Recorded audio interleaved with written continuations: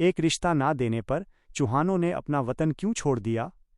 चौहान हेड़ी की दास्ताने गैरत और हिजरत। यह उस दौर की कहानी है जब भारत में पृथ्वीराज चौहान का साम्राज्य कमजोर हो गया था और राजस्थान के कई इलाके मुस्लिम शासकों के अधीन आ रहे थे।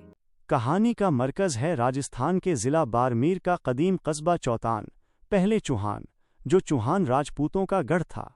चौतान पर राज करने वाला महाराजा चौहान हेड़ी गोद से ताल्लुक रखता था। यह वह समय था जब राजपूत महाराजा अपने इलाकों की हुकूमत बरकरार रखने के लिए हुक्मरान वक्त से समझौते करते थे।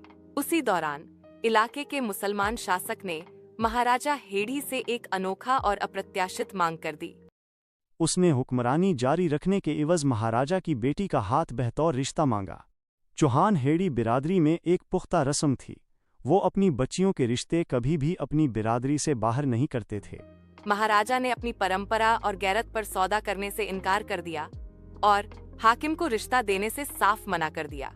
इनकार की खबर सुनते ही हाकिम गुस्से में आ गया और उसने चौहान हेड़ियों से जंग का ऐलान कर दिया। हुक्म जारी हुआ कि महाराजा की बेटी को जबरदस्ती उठा लिया जाए। चौहान हेड़ी तादाद में बहुत कम थे और वो एक खुली जंग लड़ने की पोजीशन में नहीं थे। उन पर अपनी रिवायत और बेटी की इज्जत बचाने का बोझ था।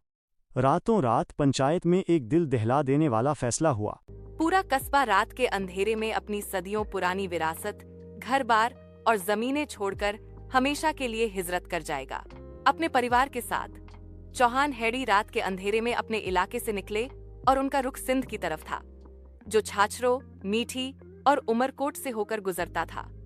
ये एक सब्र आजमा और लंबा सफर था, जो चौतान से शुरू होकर उत्तर सिंध और यहाँ तक के मुल्तान तक पहुंचा। हाकिम ने उनका पीछा किया मगर उन्हें पकड़ न सका। कैसे? क्योंकि चौहान हेड़ियों ने अपने वजूद को एक राज बना लिया।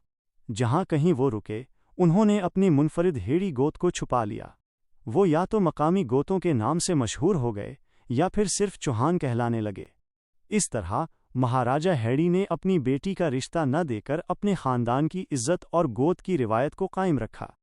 यही वजह है कि आज भी चौहान हेड़ी अपनी गोत को मंजर आम पर नहीं लाते, और यही वो तारीखी पस मंजर है जो इस रिवाज की बुनियाद है।